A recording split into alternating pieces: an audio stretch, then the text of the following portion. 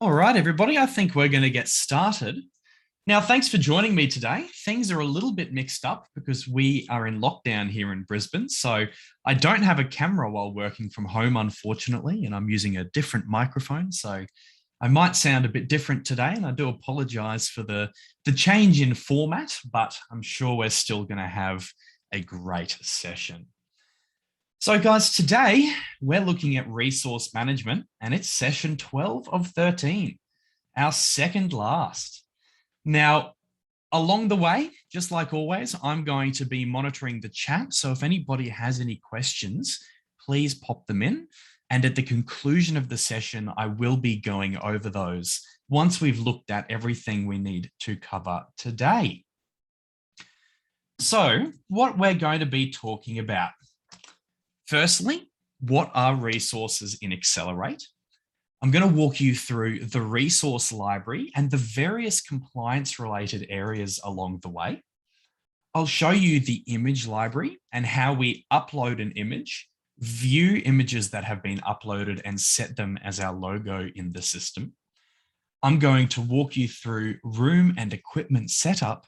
And finally, we're going to have a look at how we can book the above rooms and equipment.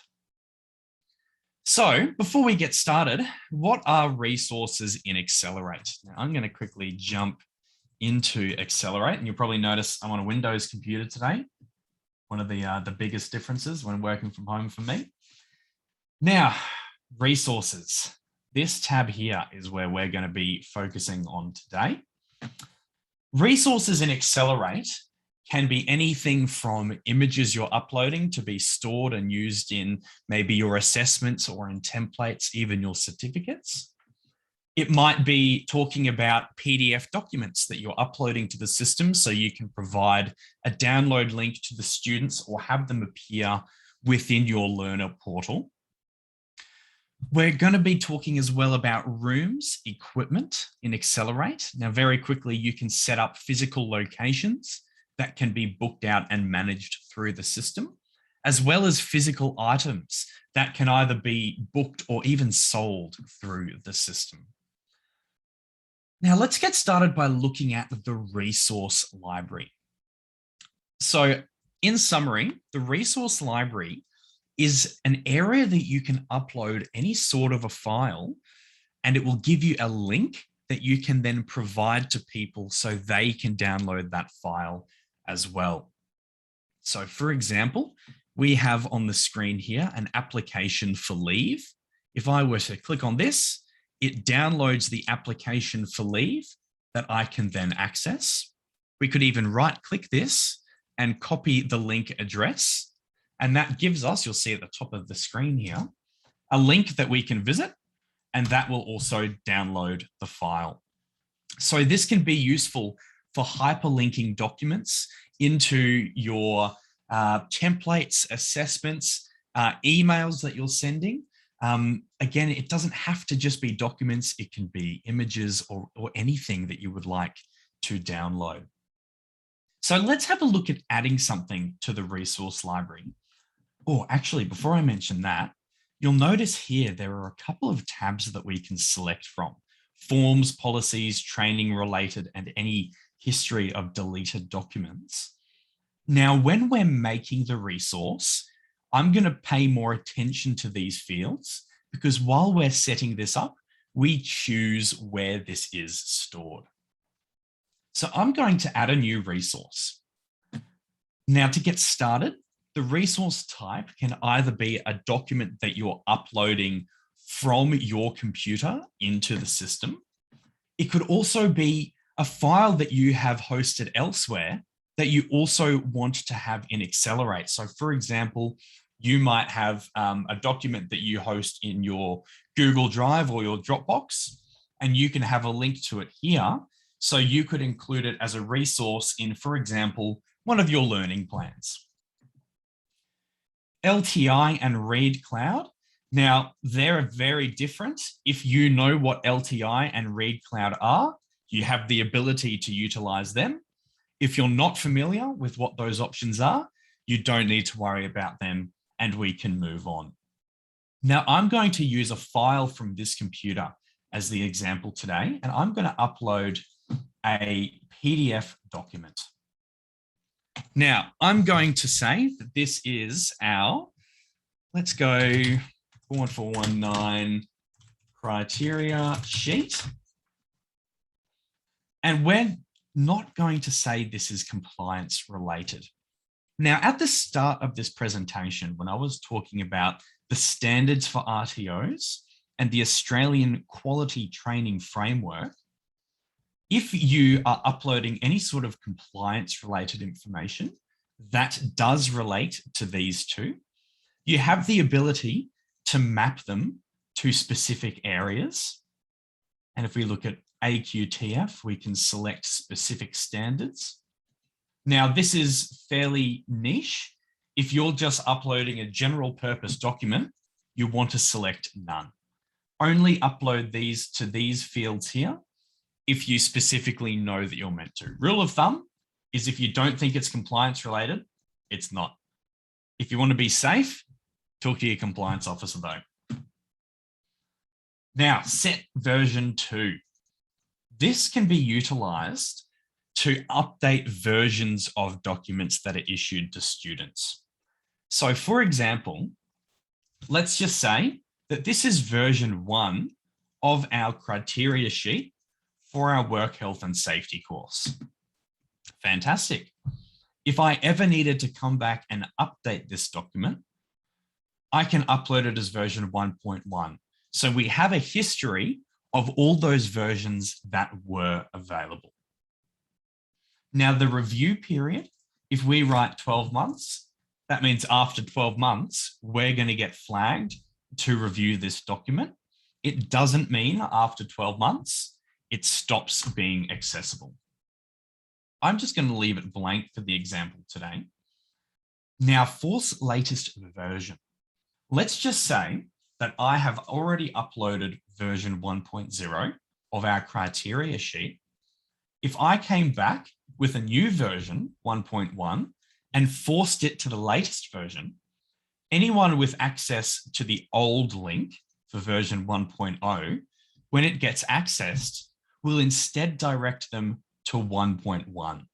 So by having this ticked, students will always be accessing the most recent document.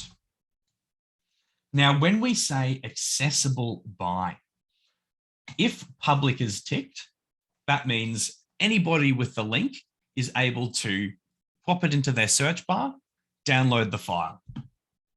If we untick that, they have to be able to log into aXcelerate. If we tick students on aXcelerate Turbo who log into the system and utilize aXcelerate are able to access this link. And same with trainers. Now, this is more so for very high level sort of document security. If you only want your system administrators, your students and trainers to view, you can do so here. Now, I will mention, if you leave all of these unticked, administrators of aXcelerate can still view the file. So by having it unticked, just be aware that other aXcelerate users can access. Generally, when I'm using the resource library, I will select public simply because that means anybody with the link is able to download the file. These are more so just for higher level security or privacy. Now, advanced level. This is more so talking about the system administrators who can actually access this document. So if we select yes, it brings up a table here that is very similar to what we see in system users. Now, what we can do is if, for example, we were uploading, let's say, a copy of previous certificates, if we wanted to upload that to the resource library for whatever reason, if we ticked view and update, only users who have view and update are able to access these resources. So general rule of thumb is select no, because the permissions that you've set up in your system users will normally account for this anyway. This is just more high-level customization, very similar to above. Now, resource is. When we were looking back in the resource library, I mentioned there were those tabs at the top. And I might even open this in another tab to show you. Forms, policies, info, training related. So if I close this and go back into where we were, if we say that this resource is a form, it's just a general form, it's going to appear in that form tab and we can categorize it accordingly. We can create new categories if we want. It's more so just for how you as the admin team want to view those forms. So again, if I go into our resource library and look at our forms, we can see I've got the two categories here and the documents that are included. If I were to change this to general policies or information, general information or policies, it's exactly the same. We can create new categories and just list this information however we as the administrators would like to view it. Now, a training related resource or activity. This is where it starts to get a bit more interesting. You'll notice that now I've selected it, these options are different. Option 1 says only related to specific workshops, qualifications, and or units of competency. The second option says a general purpose resource that should be made available to all students involved in training. Now, to differentiate between these two, when we select a training related resource or activity, we're saying that it's a document that we want to be able to provide to our students. Now, this is more so for aXcelerate Turbo, what I'm about to say. If we are utilizing this option, a general purpose resource that should be made available to all students involved in training, this document will actually appear in the entire student body's resource download list. So for example, you could upload an application for deferral, an application for assessment extension, so on and so forth. And any student who's logged into the learner portal is able to download those files. Now, if we select the top option, which is only related to specific workshops, qualifications, or units of competency, we can choose to only show this resource to students enrolled in a particular qualification or unit of competency. So we're going to have a look at this highlighted option. And coming back up to the example here, I'm pretending that this is a criteria sheet for our work health and safety qualification. So I want everybody enrolled in the work health and safety to be able to access that from their learner portal. So I'm going to select option 1 and hit submit. Now, this is where we're linking the related qualification or unit of competency. You can link workshop types, but this is where it does get a little bit more advanced and we won't be touching on that today. So I want to link my BSB 41419 Cert 4 in Work Health and Safety, and I submit. What that means is that if I'm a student enrolled in that qualification, from my learner portal, I can now view and download that resource. Again, that's more so only applicable for aXcelerate Turbo, for RTOs that utilize the student portal, but is a very good tool to be aware of if that is something that you do. Now we're going to be moving on from the resource library and we're going to be having a look at image library. Add a resource is exactly what we just had a look at here by selecting add new resource. Now the image library is an area that you can upload any image file, so a JPEG, PNG, GIF, from your computer to aXcelerate. That can then be utilized in templates, in your assessments, and it also gives you a link that you can use to embed in documents, whatever you would like. So here, I've clicked on View All, and we're now viewing the demo accounts image library. So these are all files that have been uploaded previously. If I, for example, wanted to get the full size image of this ribbon, I would click on the resolution here. And by click on that, that is not working.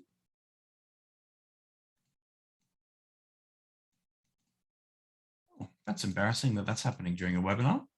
I'm going to get the team to look into that. Essentially, what should happen is when we click, here we go. This is what I'm looking for. I say embarrassing, but embarrassing for me because I'm clicking on the wrong spot. Apologies, guys. What I should be doing is clicking on the image itself, and that actually brings it up here. We can right click, copy image address.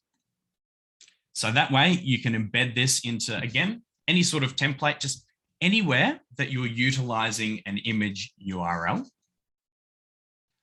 You can also then upload any of these images as your main logo. So at the top left here, I have my RTO selected. I could choose change the logo image and select another one. So if I selected this and click submit, our resource would change to a hamburger. Just bear with me for one moment, guys. Just gonna have a quick drink of water. Won't be too long.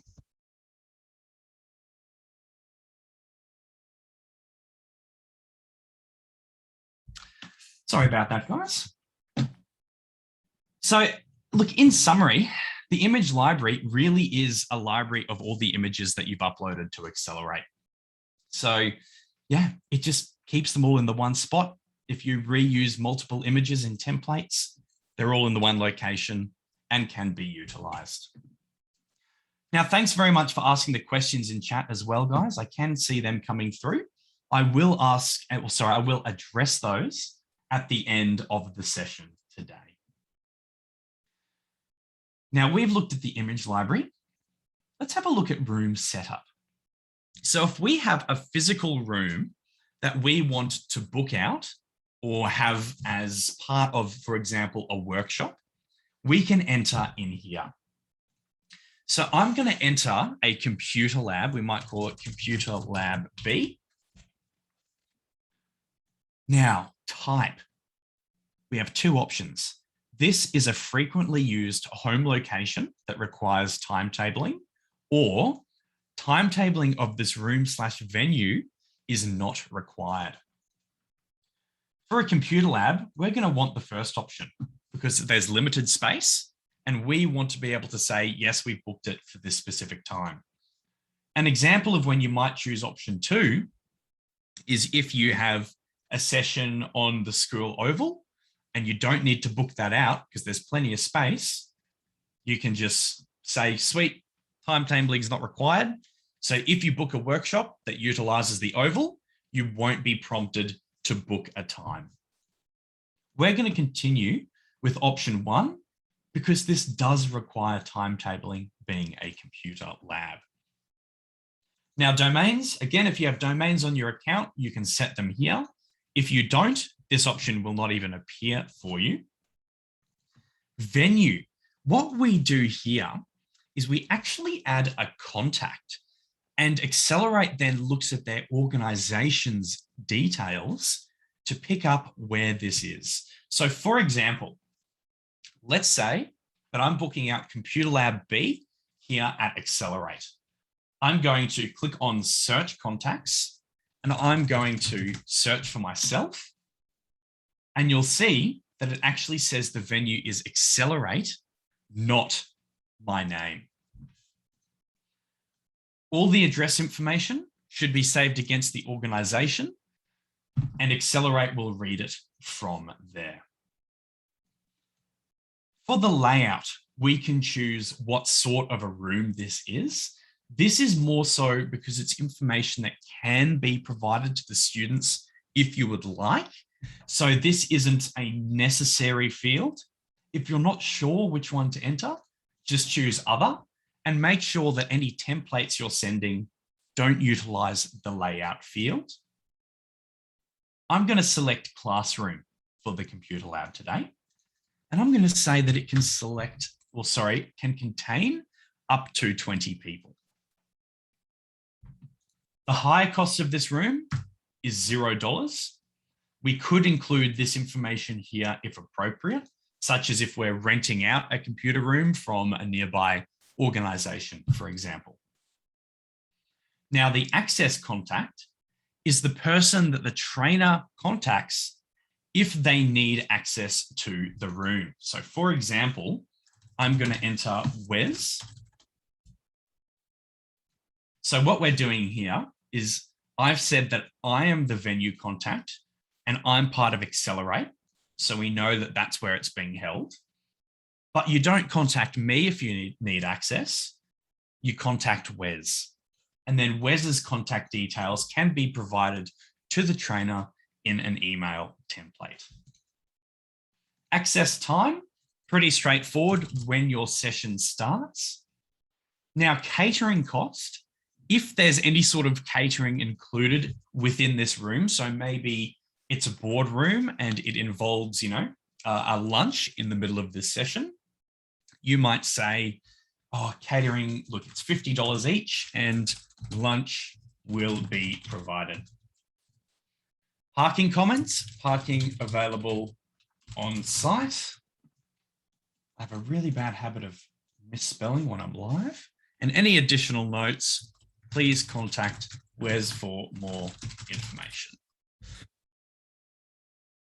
So what we're doing here is these are all optional fields that can be included in correspondence to students. So we could utilize a template that includes the catering comments and will say lunch will be provided. Parking comments, parking available on site. So for example, in a template, you could say parking is, and then parking comment field, and you could say parking is not available on site or available on site, for example, and it will just pre-populate. If that doesn't make much sense, what I just said, I recommend going back and watching the communication refresher session, which will walk you across what I just said. Additional notes as well. This can be included in templates being sent to students or trainers. Just depends on if you would like to include this field or not. I'm going to add the room. And if we now scroll down, we can see our rooms down the bottom. So we've just added Computer Lab B, and we can see all the corresponding information here. Now, if I click on this little icon, this is the calendar. And we can see nothing has been booked for this room.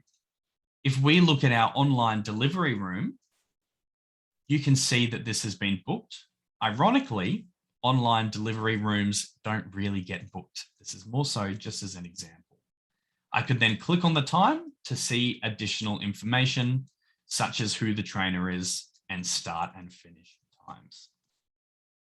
To the right of that button, there's another calendar icon. And if we click on that, we're now able to book a room.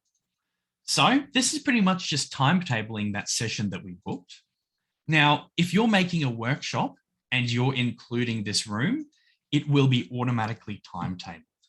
This is more so just if you want to book out that room for a session. Could be maybe even for yourself if you need to access one of those computers to get some work done. Now let's have a look at book asset. I just said that, and that's not what I meant to show you. I meant to show you equipment setup. Apologies, guys. I'm on autopilot today. Equipment setup is used if we have a physical object that we want to provide to students as part of our training, or even sell or hire out to the students. So an example that I have here is a safety booklet, but let's create a new one now. Before I enter the name, I want to walk you through these two options here. Option one is this is an asset or resource of the organization that must be booked out, or this is a renewable item that can be purchased or hired as required. So for example, if I had a laptop, and let's say that as part of our training, we provided all of our students with a laptop temporarily. We could say laptop, maybe we call it in-house, just to label it further. And we're going to say that this is an asset that must be booked out because there's only limited numbers. I'm going to submit this. And you'll notice here next to the laptop button that there are these two little icons, just like we saw earlier in the room setup.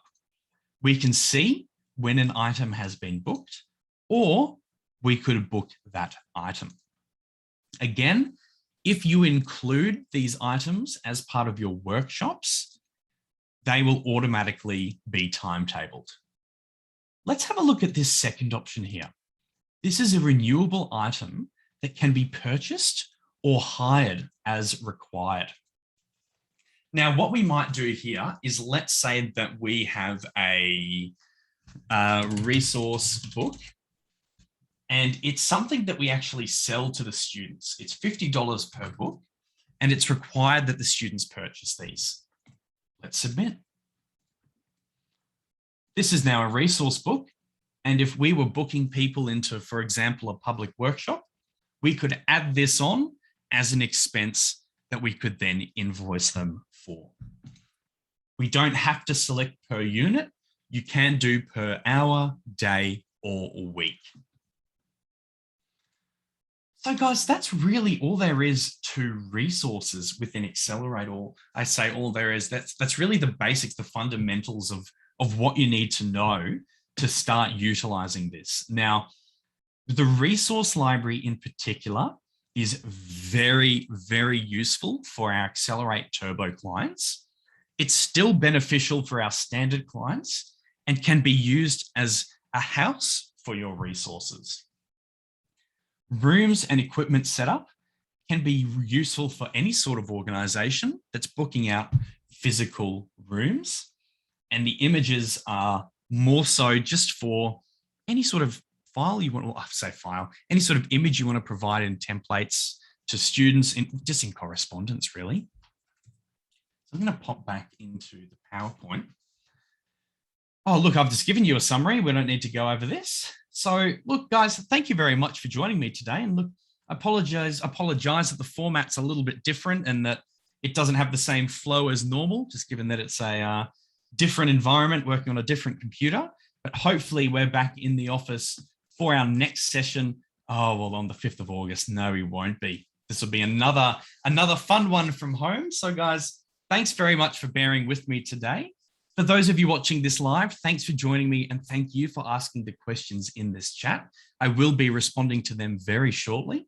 If you're watching this as a recording, thank you very much and look forward to seeing you guys in the next one. Thanks, everybody. Have a good day.